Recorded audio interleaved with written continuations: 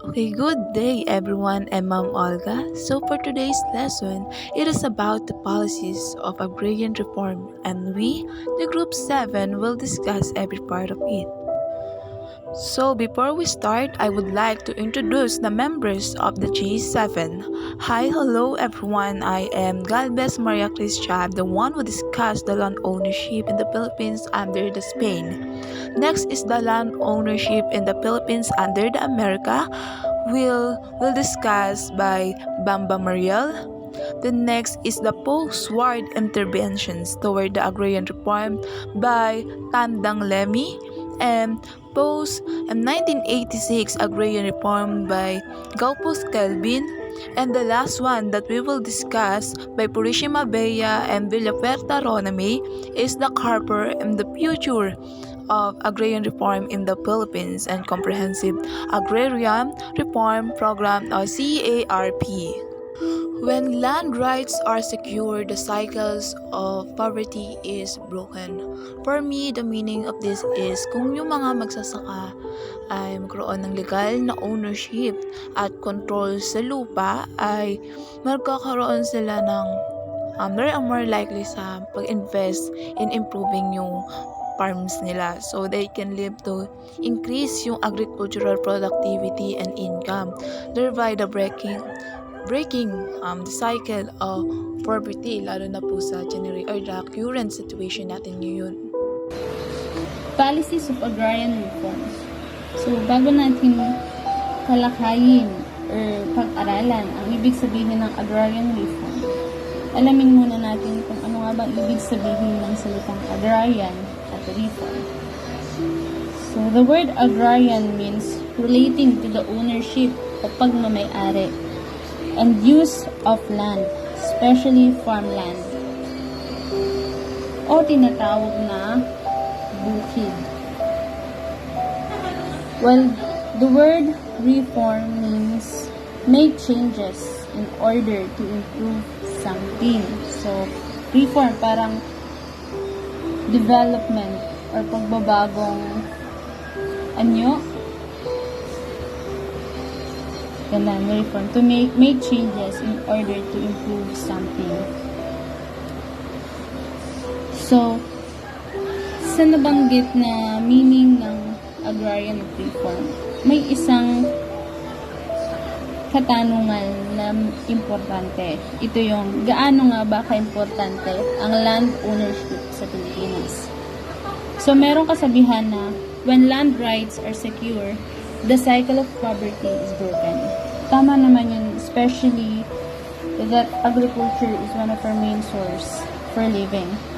Kung ang karapatan sa lupain ay secured at sure, ang kahirapan or poverty is masisira o mawawala dahil magkakaroon tayo ng fair share o pantay-pantay na kita.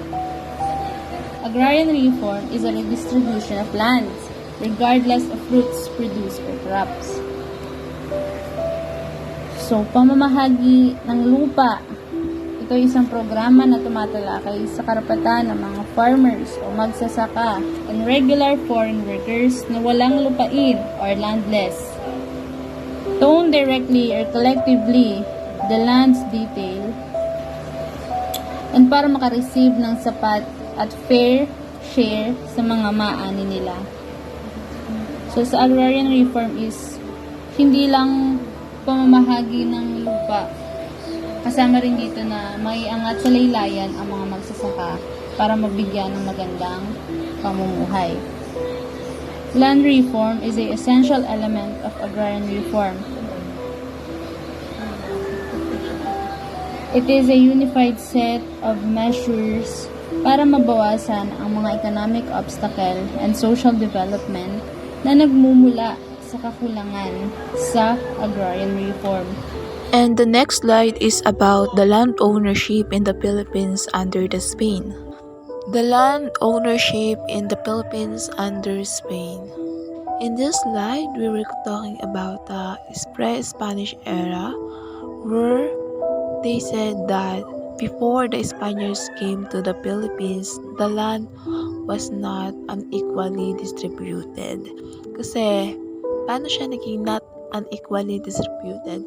Sinasabi dito na kung saan ang dating nagmamay-ari ng lupain ay hindi iisang tao kundi buong community, or they say dito sa slide is the community or barangay owned the land. The notion of the private property was unknown then. So, ibig sabihin nito is yung pagkakaroon ng individual na property or ownership sa isang lupain ay hindi pa nag-i-exist. Kung ano ba sinasabi nito na notion of private property. Ito, example, this generation na kung saan bawat isa ay may kanya-kanyang pagmamay-ari na lupain. Dati, yung ganitong klaseng pamamaraan or pamumuhay ay hindi pa nakikilala, kundi ang pagkakaalam lang nila is each barangay or the community was owned that part of land. These communities were known as barangays. Our term is still used today. However, the barangays of the past or that are where we're talking about is a small independent villages. They were not part of a large municipal or a city structure like they are today. Katulad ng sa atin, kunwari ito, Barangay of Maahas, then part of municipal of Los Baños. Yung sinasabi po ditong barangay is not kind of that thing lang. Just as a small villages lang siya. So, each barangay ay namumuto dito is yung datu or a chief. But doesn't mean na siya yung namumuno ay hindi ay siya na yung may-ari talaga ng lupa. Despite their leadership role, the datu did not own the land talaga. Instead, they oversaw the communal shows and stewardship of the land for the benefits of the entire barangay. This system ensured that the land was not unequally distributed, as it was collectively managed and used by the members of the barangay, and it was a system rooted in a communal harmony and a shared responsibility.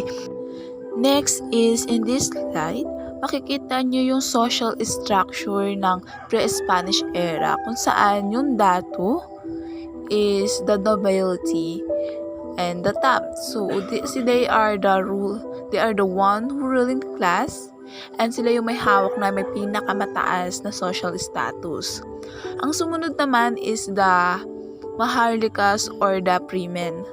Hindi sila nobility, but sila ay yung malalayang members ng society at merong silang tinatawag na certain privileges. Then, the next line were the aliping mamamahay or the serfs. Hindi sila slave, but they were bound to serve the datu o kaya yung mga maharlika. Usually, ito yung mga taong nagre-return for protection or the right to cultivate the land.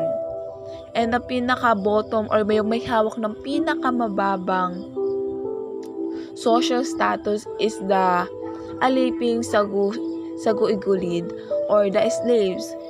They are the less privileges and bound to serve their masters for life. Pinagkaiba netong dalawa na to is that aliping mamamahay are individuals who serve a datu or maharlika na kung saan sila ay may kalayaan pa din. Hindi katulad nung sa my slave. Sila ay may kaparapatan pa ding umuwi sa sarili nilang tahanan or tumira doon. Tapos magtatrabaho na lang sila doon sa ng masters nila. Ang obligation to their masters na inaano ng mga ganitong klase ng tao is kind of service, katulad na lang ng pagtatanim or the farming, the craftsmanship, or the domestic chores. Sa aliping saguigulid naman or the slaves, in the other hand, is wala silang kalayaan. Kaya nga sinasabi na sila yung may mga less privileges in the society at nakaano lang sila sa pagsuserve ng master nila. Itong mga klase ng tao is nakadepende yung ano nila, yung roles nila sa sa pag-control na sa kanila ng master nila. Wala silang tinatawag din na sariling property at nakatira lang din sila sa pamamahay ng tinatawag nilang masters. Itong mga tao na to ay binibili or binibenta. Parang inaano sila na kind of property or things na ini-exchange. Speaking of exchange, in this era, wala pang matatawag na money or pera. Ang ginagamit nila dito is that exchanging a product like a trading.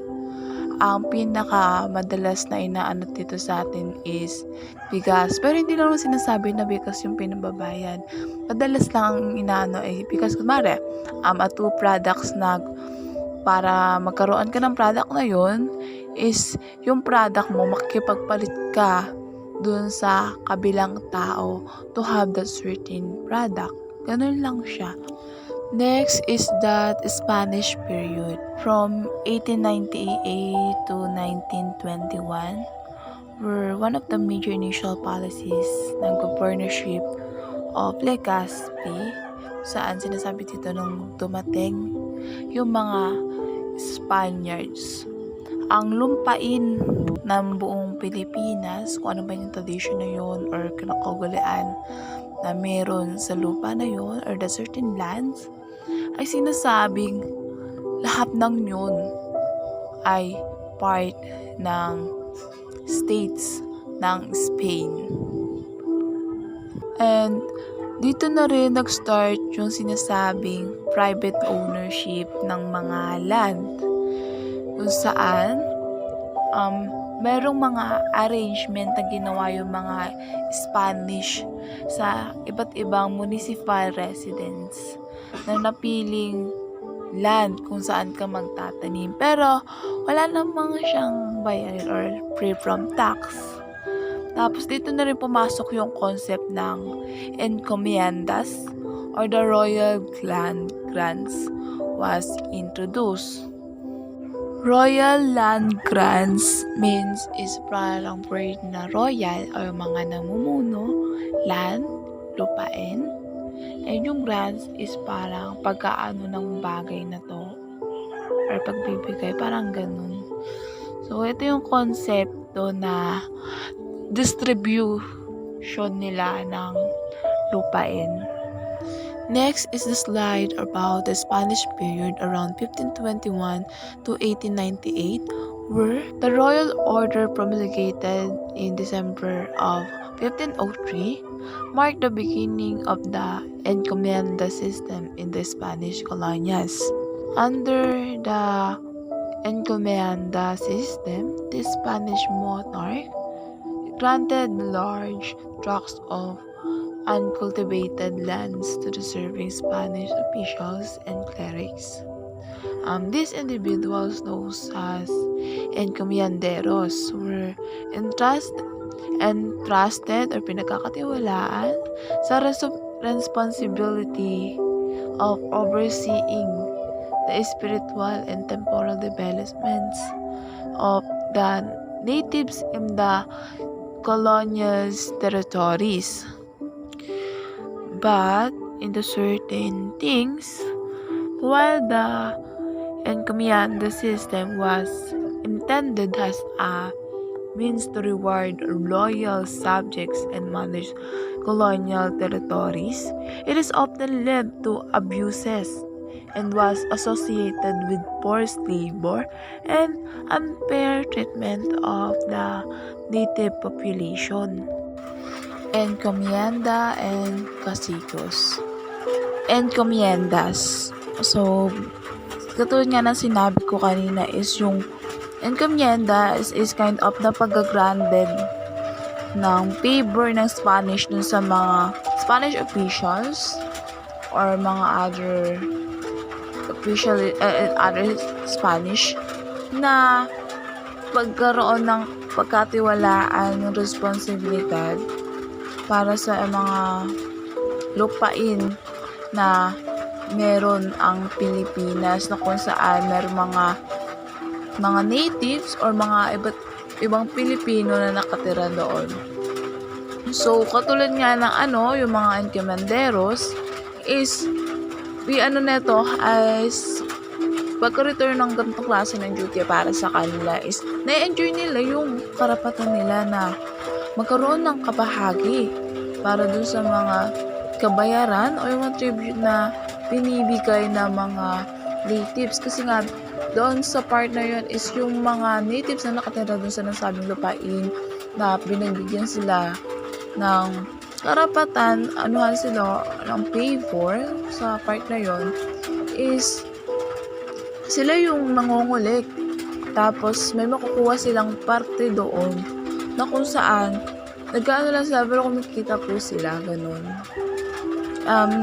The Legazpi himself had granted encomiendas to the friars like the Augustinians in Cebu and Manila. So sabi nga po dito si Legazpi, siya mismo ay nag-granted na encomiendas sa mga friars o yung mga pare o yung mga namumuno sa mga simbahan. Ito yung sa mga part ng Cebu tsaka sa Manila.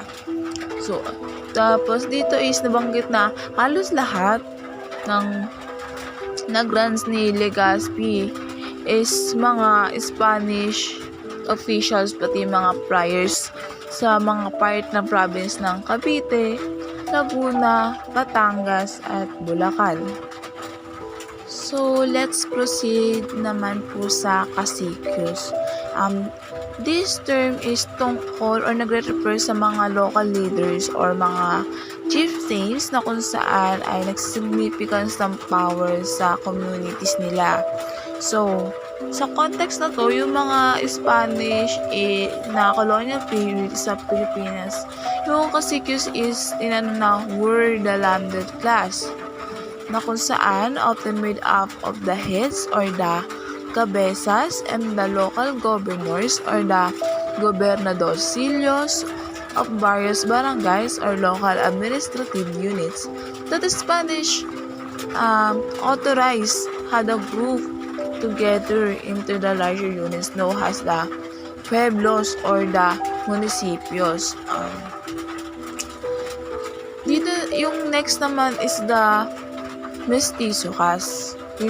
Ano nga ba yung mestizo caste? Yung mestizo is still naman na nag-exist today na kung saan is a mixed race. In this time, yung mga Filipino caciques is intermarried sa mga Spaniards na nagigiving ng race to mestizo caste. This kind of position allowed the caciques na mag-gain ng more status or prestige both sa Spanish civil and the ecclesiastical authorities, as well known as the mga common people katulad ng mga Pilipino. They were given the prerogative of collecting taxes, which vested them with a great power. The cabezas and the gobernadorcillos, in their advantageous position, gained the prestige with the Spanish authorities and the common people, including the power to collect taxes. Same nga po sa sinabi ko nung sa part ng mestizo caste na kung saan yung mga Pilipino na nag-intermarry sa mga Spaniards is nagkakaroon ng prestige or parang power na mangolekta ng mga taxes. Ito yung klase ng pag-take advantage nila using that position. Dito sa part na to, nag-ano sila ng act vested in them as a great power. Kaso lang, or certainly, hindi to nakatulong para dun sa mga ordinaryong mga tao. Para nakakakuha lang sila ng advantage para sa sarili nila, pero hindi para sa mga ordinary people. The Spanish period around 1898 to 1991, where the Caciquism has an institution become deeply rooted in the Philippines, so na kung saan naging way to na present-day agrarian problems and unrest. As the Caciquism system grew, it also become more oppressive. This brought about colonial uprising during the 19th century, which tended to occur in the area which much agricultural activity such as Central Luzon. Sabi nga ko po dun sa part na yung as the constitution system grew, it's become more oppressive because the caciques who were given to the right to collect taxes often misuse their power and leading to exploitations of the common people. This oppressive paved the way for present-day agrarian problem and unrest, katulad nga po ng sabi ko kanina.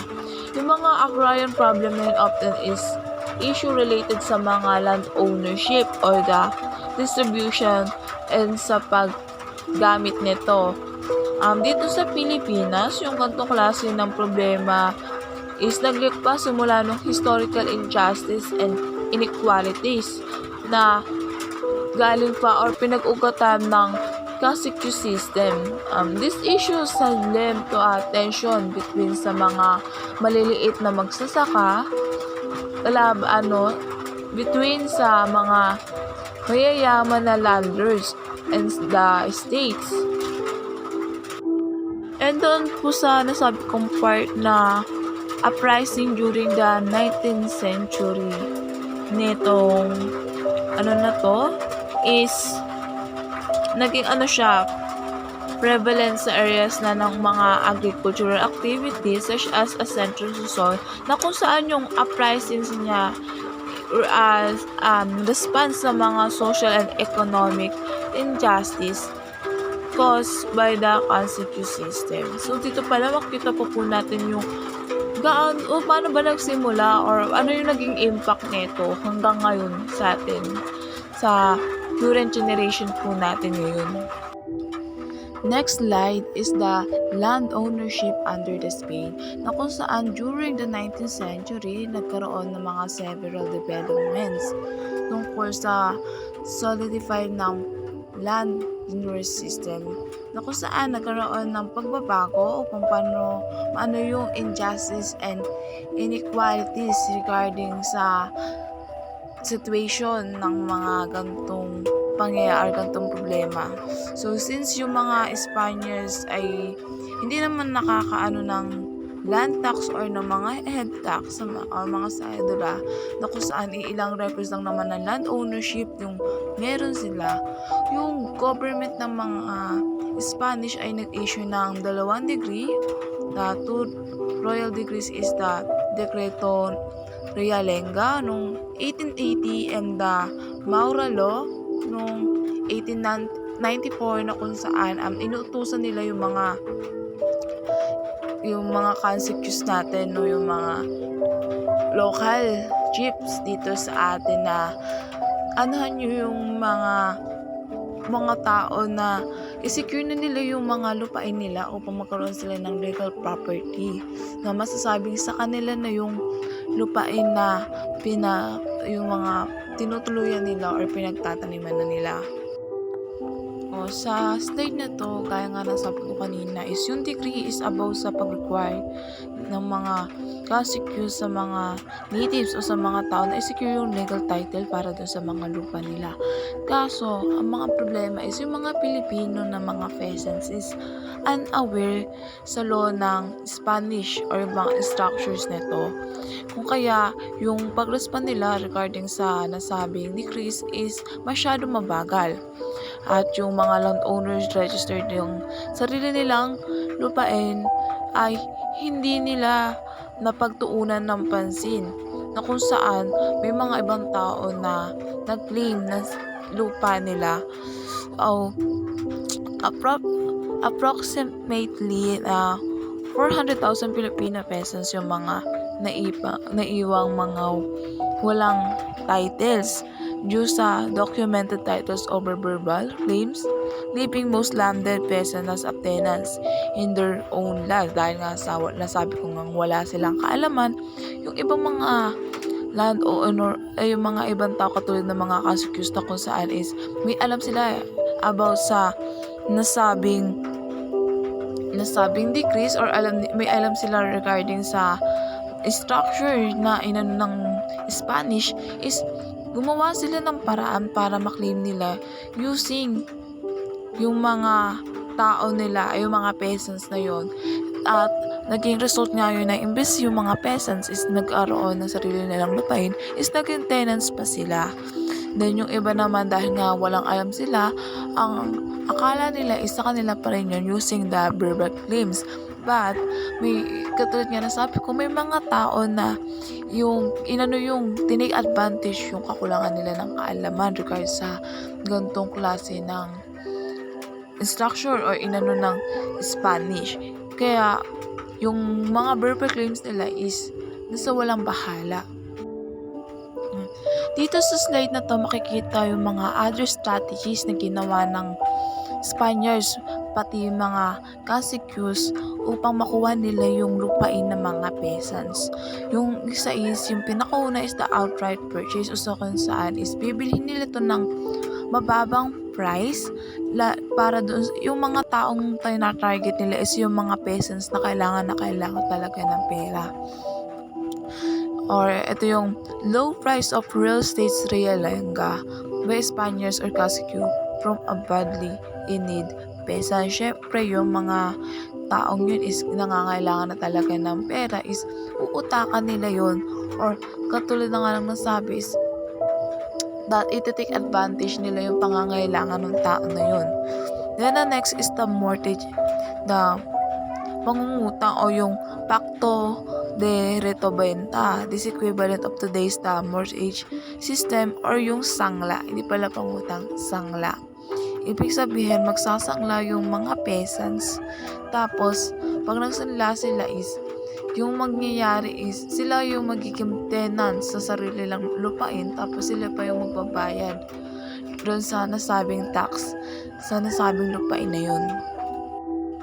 Katulad na nga lang nasabi doon sa kaninang slide is yung klase ng pagsasanla dati is similar lang sa klase ng pagsasangla sa ngayon, na kung saan yung landowner is nag-aano siya ng pera doon sa peasant to become a landlord. Tapos ito yung system na yung required the collateral and the peasant paid rent for the landlord's use of his own land. Ito yung sinasabi ko na magiging tenant sila sa sarili nilang lupain. No has the prior lands. Maraming mga magsasaka yun na question yung amount ng lupa na giran ng mga Spanish crown to the religious orders or tenants.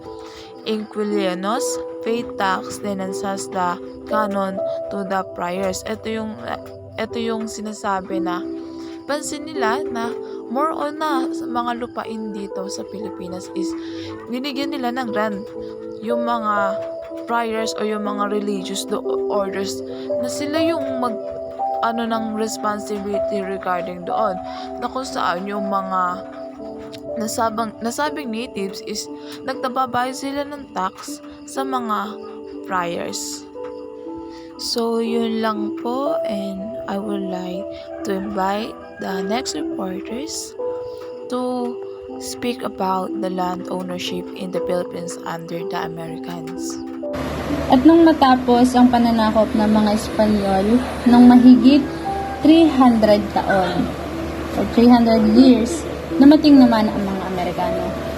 So next is the land ownership in the Philippines under the Americans.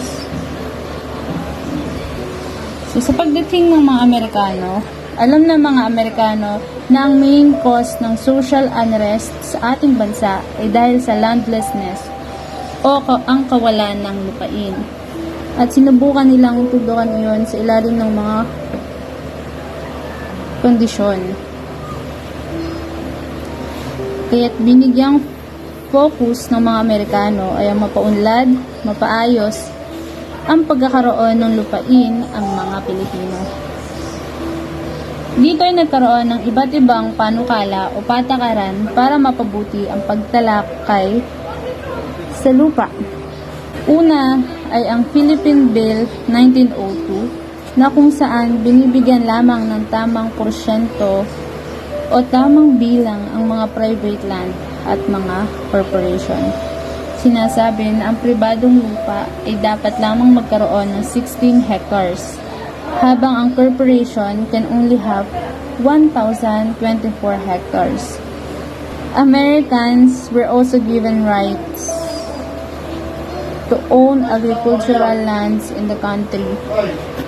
Number 2 is Land Registration of 1902 proves na dapat magkaroon ang mga private owner ng isang torrent system or land registration. Ang torrent system ay nag-provide ng comprehensive registration o titulo ng lupa at para malaman ang absence of records sa issued land noong Spanish era. So, sa pamamagitan ng titulo, malalaman ang mga records ng isang lupa. So, ang pangatlo ay Public Land Act of 1903 na inintroduce ang homestead system sa Pilipinas. Dito ay maaaring may-ari ang mga taong nais gawing negosyo ang pagsasaka o ang pagtatanim at gawing produkto. Ngunit dapat ito lamang ay magkaroon ng 16 hectares at ang programa na ito ay limited lang or para lamang sa areas in Northern Luzon and Mindanao, kung saan ang colonial penetration ay naging mahirap para sa mga Amerikano. At ang Public Land Act of 1903 ay para lang sa pamilya na nanirahan at nagsaka mula August 1, 1898. But land ownership did not improve during the American period at mas lalo pa itong lumala dahil sa walang limit ang pagla-land holding o ang pagmamayari ng mga lupa. Parang ang nangyari ay hanggat may pera ka at hanggat afford mong bumili ng lupa, makakabili ka. Habang ang Pilipinas ay nabigyan ng pansamantalang kalayaan mula sa mga Amerikano, ay naitatag ang Commonwealth Government sa pamumuno ni Manuel L. Quezon at naitatag ang batas na Tenancy Act 1933 na kung saan nagkaroon ng regulation between landlords and tenants. Ang paghahati sa pagitan ng landlord at tenants ay 50-50% or half-half.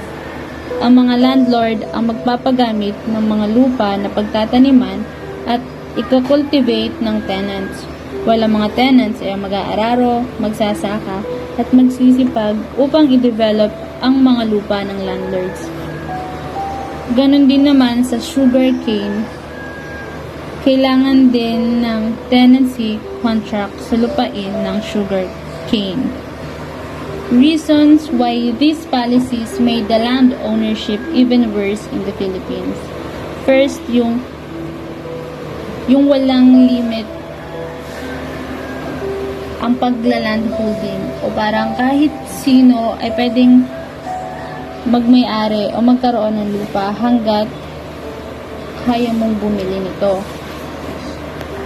Hanggat may pera kang pambili and kaya mong bilhin ng isang lupa, is maaari mo yung bilhin. So, parang walang size ang land holdings. Pangalawa ay ang possessions of land was limited to who can afford to buy or register. So, kadugtong siya nung unang season na parang naging limited lang yung lupa sa mga kayang umafford nito at sa mga kayang mag-register. So, ang pangatlong reason ay ang farmers unaware with the law became landless tenant. So, dahil nga ang farmers ay nakatuon lang sa pagsasaka, hindi nila namalayan na nabibili na pala yung lupang pinagsasakahan nila. And dahil focus sila sa pagsasaka, hindi na nila masyado namalayan yung law na tinatag ng mga Amerikano. And next is the post-war interventions toward agrarian reform. Post-war intervention towards agrarian reform. Dito, sa panahon ni Pangulong Rojas, sa kanya pinasa yung Republic Act No. 34 na katatag ng 70-30 na kasunduan sa pagbabahagi ng ani sa pagitan ng mga tenant at landlord. Sinusubukan din ng gobyerno na ipamahagi ang mga lupa ng hasyenda, pero may maliliit pa ring magsasaka na bumibili ng mga lupa na hindi nakakatanggap ng suporta. Next, ito naman nung panahon ni Pangulong Quirino, nagkaroon ng reforma sa lupa. Naglabas siya ng Executive Order No. 355 noong 1950 upang palitan ang National Land Settlement Administration ng Land Settlement Development Corporation. Pero may mga hindi pa rin inaayos na problema sa lipunan, lalo na rin sa mga rural na lugar. Next naman nung panahon ng administration ni Pangulong Magsaysay, sa kanya pinasa ang Agricultural na Tenancy Act upang reguluhin ang ugnayan sa pagitan ng landlord at mga magsasakang tenant. Tinatag din ng mga ahensya ng Court of Agricultural Relationship, Agricultural Tenancy Commission, Agricultural Industry Bank at NARA upang tulungan ang mga magsasaka sa pagmemerkado ng kanilang mga produkto, pag-a-access sa pautang at pamamahagi ng lupa sa mga walang lupang mga tenant at magsasaka. Next naman last ay sa panahon ni Pangulong Diosdado Macapagal. Sa kanya naman ipinasa ang Agricultural Land Reform Code noong 1963. Ito ay nag-abolish ng tenancy at introduce ng leasehold system na nagbibigay ng mas malaking seguridad at katurungan sa mga magsasaka. Dahil sa kanyang pagsisikap na itaguyod ang reforma sa lupa, tinawag siyang ama ng reformang pansasakahan. And next is the post-1986 agrarian reform.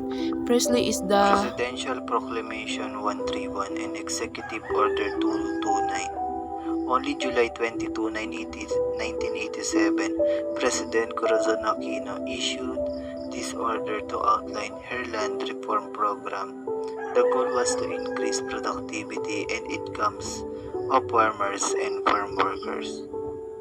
Noong July 22, 1987, naglabas ang dating Pangulo ng Presidential Proclamation 131 at Executive Order 229. At noong panahong iyon, maraming batas ang inilabas ang dating Pangulo at ang iba pa nga ay binago pa nung siya ay Pangulo pa. At karamihan pa sa mga iyon ay naaprubahan pa sa Kongreso, tulad ng programa sa lupa at ang pagbabago ng Comprehensive Agrarian Reform Law or CARL na pinalitan na ngayon ng Comprehensive Agrarian Reform Program or CARD. Ito po yung pamamahagi ng lupa na pang-agrikultura at ang mga nagko-cooperate na may-ari ng lupa ay pinahihintulutan or pinapayagan sa ilalim ng batas na kusang loob na mag-divest ng kanilang stock dahil ito ay kailangan ng mga mamamayang magsasaka. Republic Act No. 6657. In 1988, the Congress passed an act also known as the Comprehensive Agrarian Reform Law. It enabled the distribution of agricultural lands to tenant farmers from landowners. The government paid landowners through just compensation, and they were allowed to retain no more than 5 hectares. Ito po yung batas noong 1988, ipinasa ng Kongreso ang batas na ito. Ito ay kilala rin bilang Comprehensive Agrarian Reform Law. Tumutukoy ito sa muling pamamahagi ng lupaing pang-agrikultura sa mga nangungupahan ng mga magsasaka sa mga may-ari ng lupa sa pamamagitan ng malinis at makatarungang kabayaran at pinapayagan silang gumamit ng lupain ng hindi higit sa 5 hektarya. Implementation challenges. Despite the noble intentions, the program faced significant challenges in the first 6 years. It only accomplished 22.5% of land distribution. This was primarily due to the reluctance of the Congress, dominated by the landed elite, to fund the high compensation cost of the program. Sinasabi rito na limitado lang ang CARP dahil kakaunti lang ang nagawa nito noong administrasyon ng Aquino. Nakulang nila ang 22.5% ng pamamahagi ng lupa sa loob ng 6 na taon. Dahil ang katotohanan ay ang Kongreso na kinuupuan ng mga piling tao ay hindi gusto pondohan ng malaking halaga ang programa. Nalugmok dahil ang sabi, yumuko raw si Aquino sa panggigipit ng kanyang kamag-anak sa pamamagitan ng pagpayag sa stock redistribution option. Progress by 1996. By 1996, the Department of Agrarian Reform had distribute only 58.25% of the total area target to be covered by the program. Noong nasa termino ng dating presidente na si President Ramos, ay pinabilis ang pagpapatupad ng CARP upang matugunan ang 10 taong taktang panahon sa kabila ng mga limitasyon at hadlang sa pagpopondo, logistik at partisipasyon ng mga involved sectors. At noong 1996, ang Department of Agrarian Reform o DAR ay nag-distribute ng 58.25% na kabuuang target na lugar upang matugunan ang mga kakulangan ng pondo at ang maiksing oras para sa pagpapatupad ng CARP. Nilagdaan ni Ramos ang Republic Act No. 8532 noong 1998 upang maamyendahan ang CARP at para tumagal pa ng 10 taon. Republic Act No. 9700 or CARPER. In 2009, President Arroyo signed Republic Act No. 9700, also known as the Comprehensive Agrarian Reform Program Extension with Reforms or CARPER. This mandatory law extended the deadline for land distribution by another 5 years from 2009 to 2014. CARPER distributed a total of 1 million hectares of land to 900,000 farmers beneficiaries. Taong 2009, si President Arroyo ay nilagdaan ang Republic Act No. 9700 na tinatawag na Comprehensive Agrarian Reform Program Extension with Reform.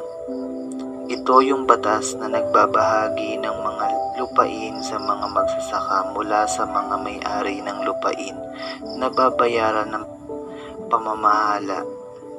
So dahil marami pang farmer beneficiaries ang di nakatanggap ng agricultural land para sa kanilang agricultural works, ay nagkaroon ng extension ang programang CARP. Gumawa ang ating gobyerno ng isang batas para ma-extend ito to 5 more years para ma-distribute lahat ng natitirang agricultural lands. Nakapaloob din sa Section 30 ng RA 9700 or Carper Law na ang implementation ng provision ng CORP which are still pending ay pinahihintulutan na ipagpatuloy hanggang sa matapos kahit na lumagpas pa sa nasabing petsa. Sa kabila ng lahat ng ginawa ng ating gobyerno na pagsikapin ito at matapos ang 27 years na reforma sa mga lupain at sa dalawang administrasyong Aquino ang naupo, nasa 500,000 hektarya pa ang nananatiling hindi na ipapamahagi. Kaya ang Department of Agrarian Reform and Department of Environmental Natural Resources ay ang ahensya ng gobyerno na tungkulin na tuparin ang CARP at CARPER.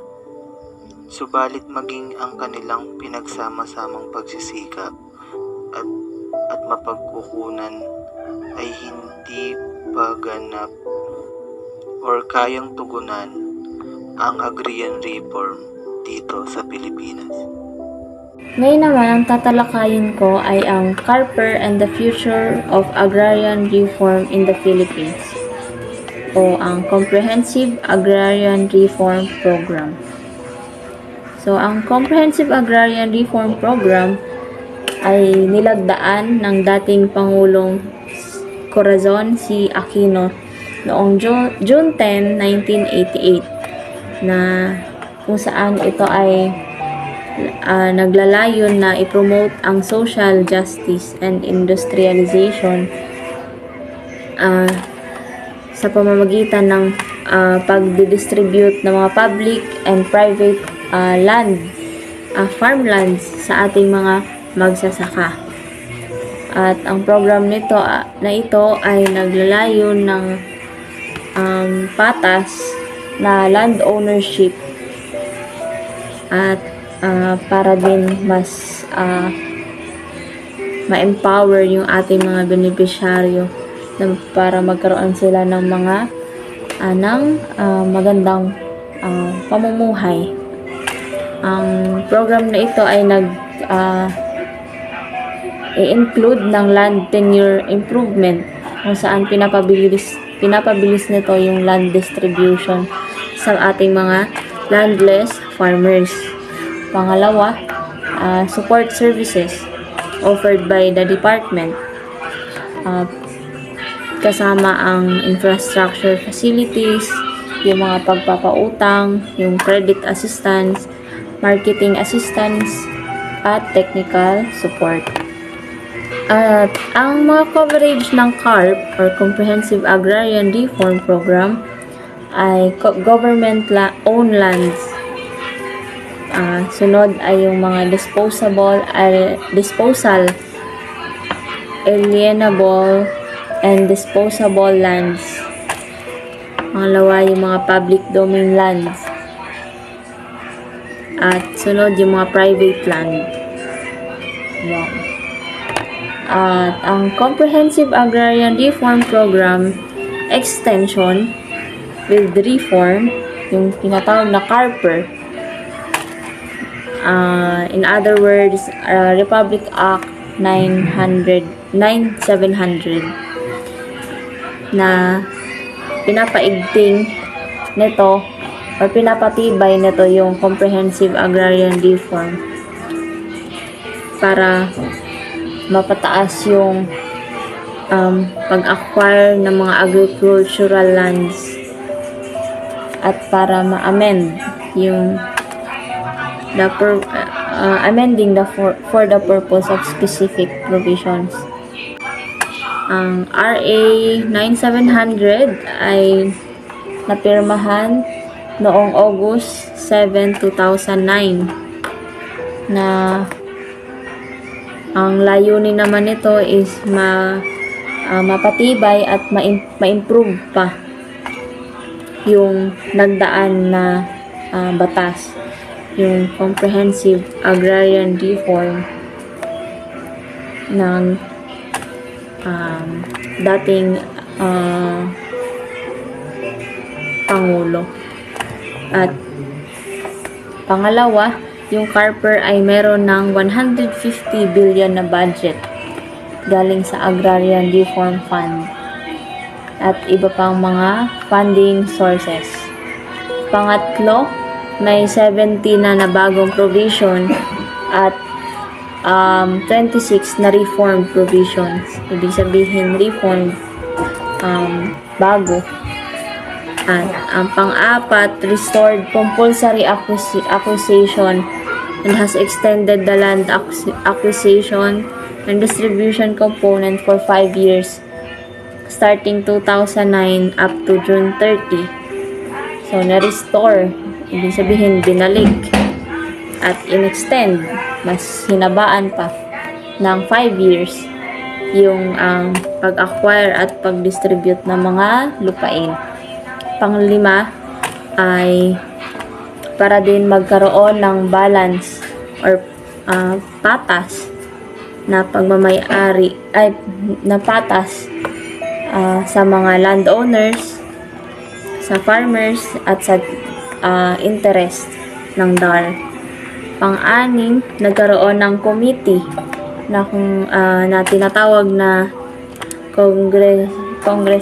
Congressional Oversight Committee on Agrarian Reform, na kung saan ang ginagawa nila ay mag-oversee, monitor, and evaluate yung progress ng CARP for within 5 years.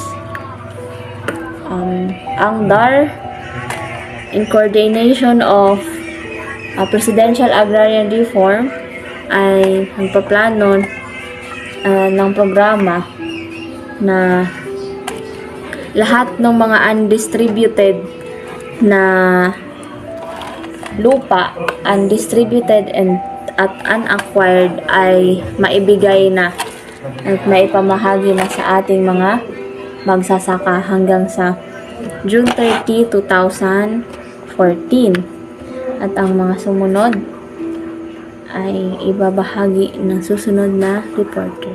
Phase 1, July 1, 2009 to June 30, 2012. A. All private agri-lands with aggregate land holdings over 50 hectares which have already been issued notice of coverage of NOC on or before December 10, 2008. B. All idle and abandoned lands. C. All agri-lands which were voluntarily offered to sell but submitted not later than June 30, 2009. All rice and corn lands under PD 27. Lahat ng private agri-lands ay pinagsama-sama na mahigit sa 50 hectares ay nabigyan ng notice of coverage ng NOC noong bago ang December 10, 2008. Lahat ng agri-lands or farmhouse ay voluntaryong inalok na ibenta ngunit isumite na hindi lalagpas sa June 30, 2009. Lahat ng lupain na may palay at mais ay nasa ilalim ng PD 27. Phase 2. Lands above 24 to 50 hectares which have been issued a notice of coverage of NOCs on or before December 10, 2008 to be completed by 30 of June 2012. B. All remaining private agricultural lands of laws with the aggregate area above 24 hectares to be implemented and completed from July 1, 2012 to June 30, 2013. Lahat ng pataas 24 to 50 hectares na ektarya ay nabigyan ng notice of coverage ng NOC bago ang December 10, 2008 at bago matapos ang June 30, 2012. Lahat ng natitirang pribadong lupain pang-agrikultura ng LOS na may kabuuang lawak na mahigit sa 24 hectares ay ipapatupad at tatapusin mula July 1, 2012 hanggang June 30, 2013. Phase 3. Land of landowners with aggregate land holdings over 10 hectares up to 24 hectares, July 1, 2012 to June 30, 2013. Lands of landowners above retention limit up to 10 hectares, July 1, 2013 to June 30, 2014. Ang mga landowners na may pinagsama-samang pagmamayari ng lupain na mahigit sa 10 ektarya hanggang 24 na ektarya noong Hulyo 1, 2012 hanggang Hunyo 30, 2013. Ang mga lupain ng mga landowners ay pinapanatili lamang sa limitado na hanggang 10 ektarya noong July 1, 2013 to June 30, 2014. The role of agrarian reform in development of the Philippines. Ang agrarian reform ay nag-ambag sa pagpapabuti ng kalagayang socio-economic ng mga magsasaka na walang mga lupa at sa pag-unlad ng politika ng Pilipinas. Ang mga tuntunin katulad ng pagsali sa mga walang lupain sa proseso, paggawa ng mga patakaran at ang pamamahagi ng malaking pribadong lupain. Conclusion. Malaki ang ginagampanan ng agrikultura sa Pilipinas. Kung walang tamang batas, magkakaroon ng gulo. Kaya naman ang pagkakaroon ng agrarian reform ay kinakailangan dahil ito ay makakatulong na maiwasan ang hidwaan at maibsan ang kahirapan ng mga tao. Tinutulungan din ito ang mga farm workers na malaman ang kanilang karapatan habang nagsisikap sila sa pagtatrabaho sa bukid o sa agricultural land. Kaya mahalaga ito sa pagpapaunlad ng Pilipinas. Bukod dito, mahalaga ang reformang agaryo para sa demokratisasyon sa kanayunan at ang kanayunan na umaasa sa lupa ay nagbubuhos ng pagtatamasa ng mga pangunahing karapatang pantao. This is the end and thank you for listening and watching this video.